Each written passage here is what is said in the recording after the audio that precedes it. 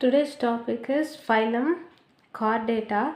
So in its embryonic stage it will possess few structures, that is notochord, hollow nerve cord, paired pharyngeal gill slits and a post-anal tail.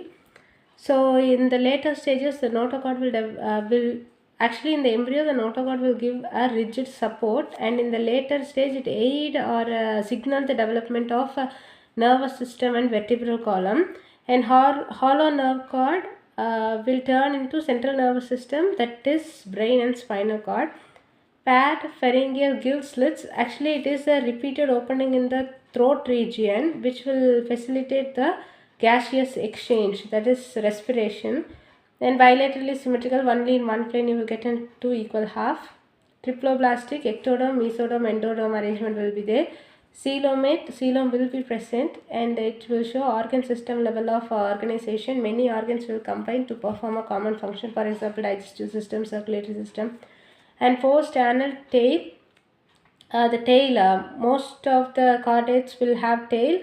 In human also it's present as a remnant, that is the remaining part of some missing organ. So human also the tail bone will be there, but it is a remnant one. And it has a closed circulatory system. It includes three subphylums: Urochordata, which is also known as Tunicata, Cephalochordata and Vertebrata. So Urochordata and Cephalochordata are together known as Protochordata. They are marine. In the case of Urochordata, the notochord is present only in the tail region, whereas in the Cephalochordata, the notochord extends from head to tail region. So already we have seen that Urochordata has a special name Tunicata. That is because um, the outside region will be covered by a tunic or test layer. Hence it got the name tunicata. So the subphylum Vertebrata, to which we belong, so the notochord will give rise to bony vertebral column in future. The muscular heart will have 2 or 3 or 4 chambers. A kidney will perform the function of excretion of waste from blood and osmoregulation, balance maintaining. And the paired appendages, either it will appear as fins in the case of aquatic animals and limbs in the case of terrestrial animals. It includes various classes. The first class is Cyclostomata. Actually, it lives as ectoparasite. This is a fish, and this is a ectoparasite on fish. It will live externally and suck the food from fish. Since it is sucking the food from other organism, it is known as a parasite. Since it is living on the outside, it is indicated with the term ecto.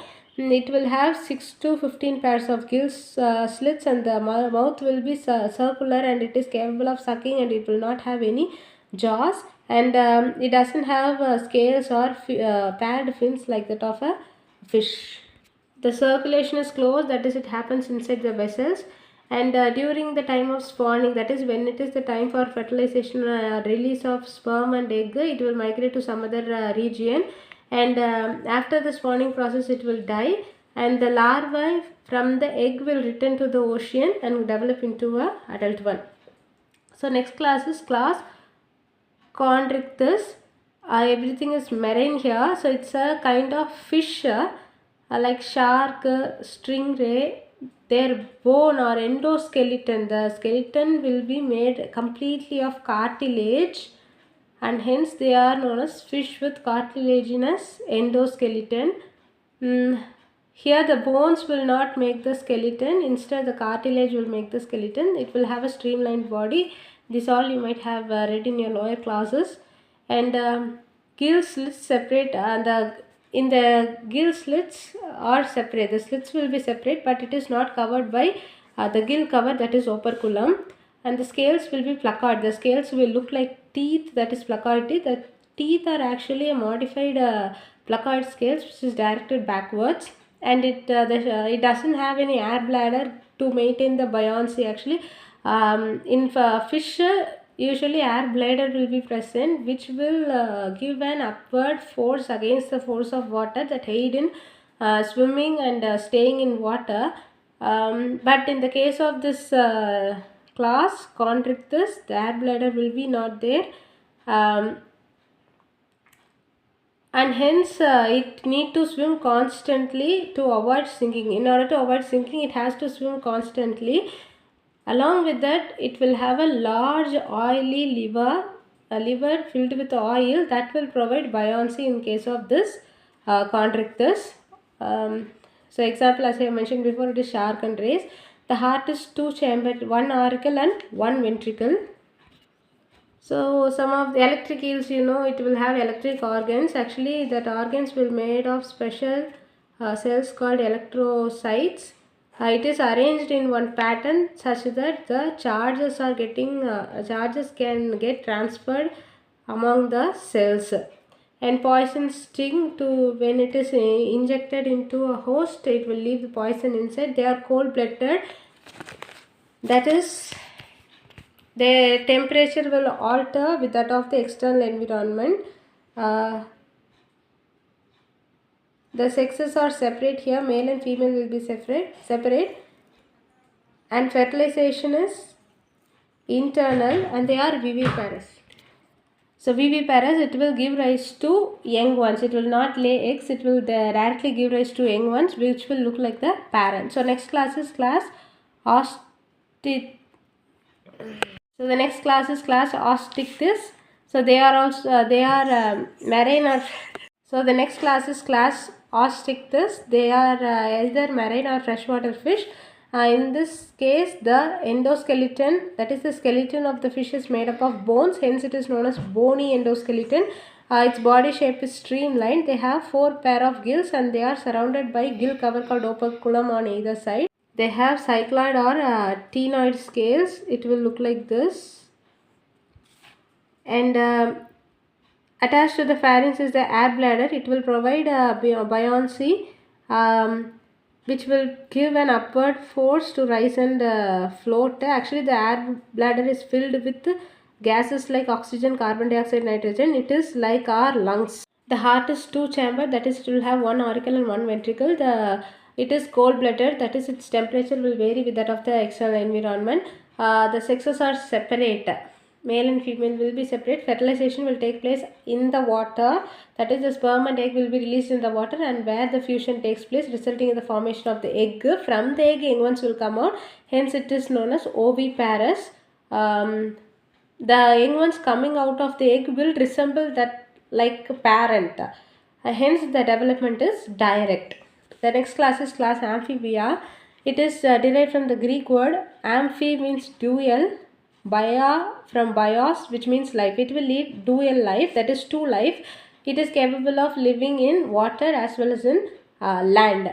It possesses two pair of limb, forelimb and hind limb. The body is divided into head and trunk. Some of the amphibians will possess tail. The skin is moist. This is a peculiar character of this. The skin will be moist. Eyes possess eyelids. External ear will not be there. Instead, this tympanum or the eardrum will make the ear. And the alimentary canal, urinary tract and the reproductive tract, all these will have a common opening known as cloaca, which opens to the outside. So respiration takes place either by gills or lungs or skin. So by skin, it takes place by diffusion. The heart is three chambered, two auricles and one ventricle. They are also cold-blooded. The sexes are separate. Fertilization is external, oviparous, and it is indirect. You know that frog will undergo the metamorphosis, where it will develop into tadpole, which looks like fish. Later only it will turn into an adult frog. So the young one is not resembling like a frog. Instead, it is resembling like a fish. Hence, this development is indirect. Toad, frog are the examples. So next class is class Reptilia.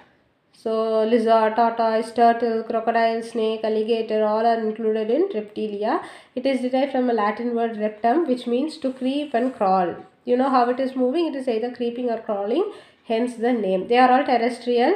They are capable of being in water also. Terrestrial or amphibian also you can have here. And their skin are dry and cornified. Their skin are dry and it is covered by scales or scutes. Scales in the case of snakes, scutes it resembles bony plates. It's like a bony plate. It is found in crocodile, and this also doesn't have external ear opening. Instead, the ear is represented by tympanum. Two pair of limbs will be there, forelimb and hind limb. I mean the hand and the leg portion only. I am saying it as limb. The heart is three chambered usually, but in the case of crocodile, it is four chambered. They are poikilotherms. It is none other than the scientific term for cold-blooded. Again, here they are cold-blooded poikilotherms. Here the fertilization takes place inside the body internal, and it results in the formation of egg oviparous, and the young ones coming out of the egg will resemble the parent, hence it is direct development. Internal fertilization, oviparous method, and direct development of young ones. So next class is class apes. It includes all the birds. They possess feathers. They can fly except few. That is, a ostrich is a big good example of a flightless bird. They possess beak. Our hand, that forelimb, is modified as wings in birds, and hind limb is capable of, you have seen two legs in birds, right? They are capable of either walking, swimming, and clasping to the tree trunk. The skin is dry except at the base of the tail. If you see, it will have oil glands, and their body is endoskeleton. The endoskeleton, that is the skeletal system present inside the body, is actually known as endoskeleton. If it is present outside, we have seen in the insects, that is exoskeleton.